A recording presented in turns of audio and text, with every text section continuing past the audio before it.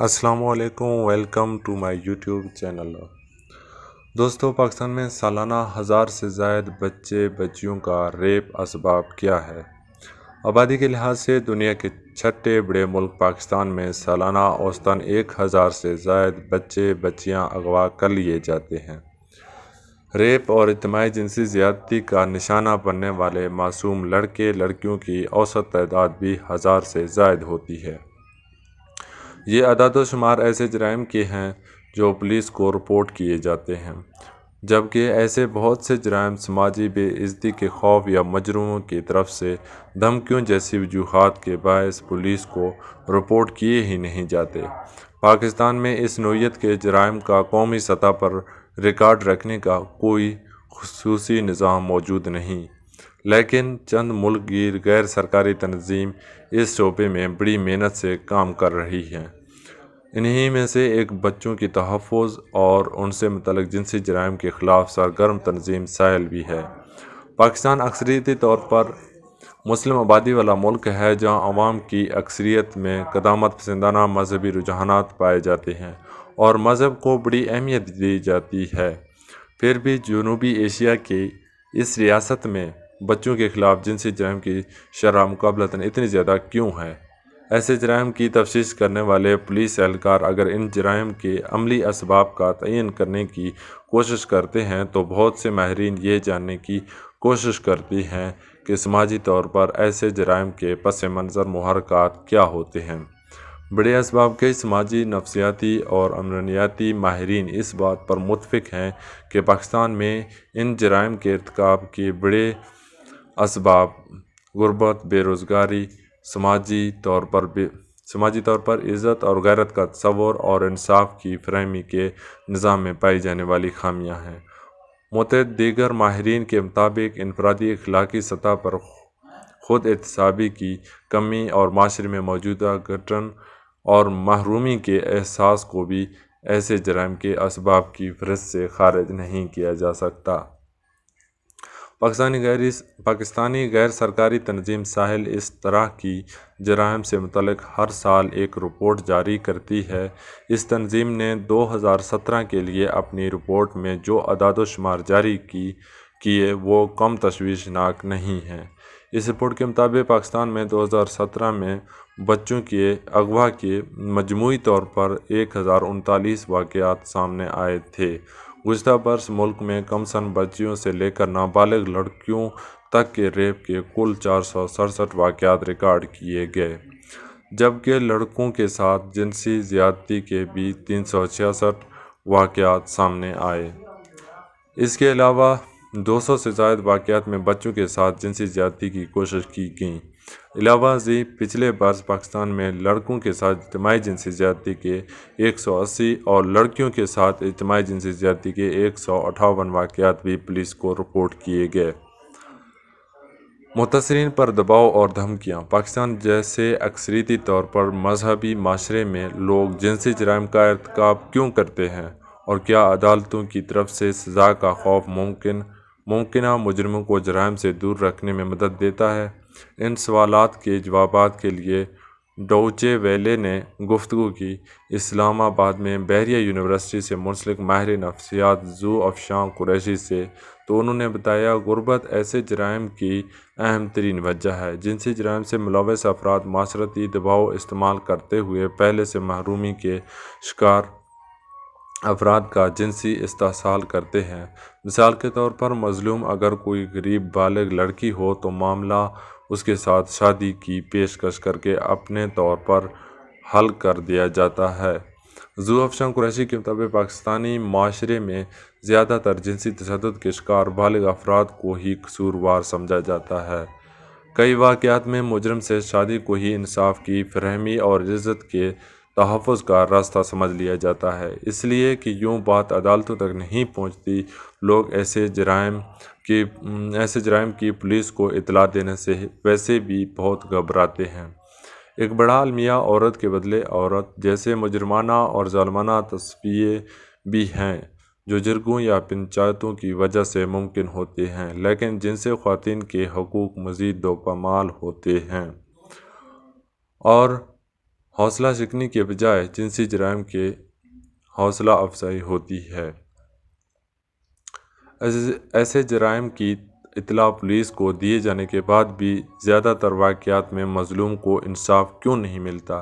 اس سوال کا جواب دیتے ہوئے زو افجان قریشی نے DW کو بتایا، جنسی جرائم کے مجرموں کو سزا دلوانے کے لیے DNA ٹیسٹ اور میڈیکل رپورٹ بہت اہم کردار ادا کرتے ہیں، لیکن متاثرین اور ان کے اہل خانہ کو علم ہی نہیں ہوتا کہ ایسے ٹیسٹ جرائم کے ارتکاب کے 3 دن کے اندر اندر کروانا ہوتے ہیں۔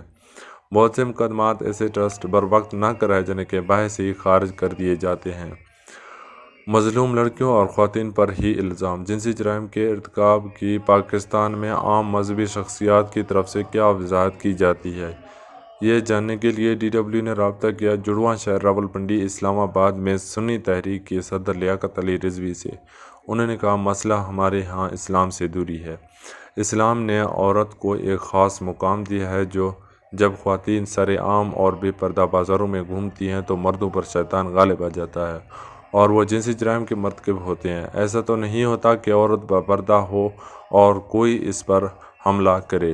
لیاقت علی رضوی کا یہ ذاتی موقف پاکستان میں عوام اور ماہرین کے بہت بڑے اکثریت کی رائے سے متصادم ہے، کیونکہ سماجی طور پر یہ بات ناقابل فہم ہے کہ کسی لڑکی یا عورت پر اس لیے جنسی عمل کر دیا جائے کہ اس نے پردہ نہ کیا ہوا۔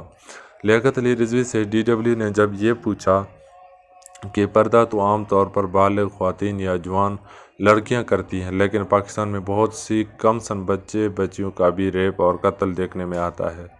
اس سوال کے جواب میں سنی تحریک کی اس رہنما کا موقف مذہبی کی بجائے سماجی نوعیت کا زیادہ تھا۔ انہوں نے کہا، چھوٹے بچوں کو جنسی زیادتی کا نشانہ بنانا بھی سراسر زیادتی ہے، جرم اور غلط ہے۔ ایسے جرائم میں اضافہ اس لیے بھی ہو رہا ہے کہ عدالتیں اپنا کام نہیں کر رہی ہیں اور سزائیں دینے کے بجائے مجرموں کو چھوڑ دیا جاتا ہے۔ مجرموں کو سخت سزائیں نہیں دی جائیں گی تو ایسے جرائم کو روکنا بھی ممکن نہیں ہوگا۔ اس جوابات کے بعد DW نے سنی تحریک کے اس علاقائی صدر سے یہ پوچھنے کا ارادہ ترک کر دیا کہ پھر پاکستان جیسے معاشرے میں کم سن بچیوں اور خواتین کے خلاف جنسی جرائم کی وجہ سے محرومی، غیرت کا نام نہاد تصور اور قانونی اور عدالتی نظام میں پائی جانے والی عملی خامیاں ہوئیں، یا خواتین کا پردہ نہ کرنا۔ سب سے زیادہ متاثر کمزور طبقہ۔ اقوام متحدہ سے منسلک پاکستانی ماہر عمرانیات ذوالفقار راؤ کا اس موضوع پر DW سے گفتگو کرتے ہوئے کہنا تھا، پاکستان کا ایک المیہ یہ بھی ہے کہ کمزور طبقہ ہی اکثر مختلف جرائم کا شکار ہوتا ہے۔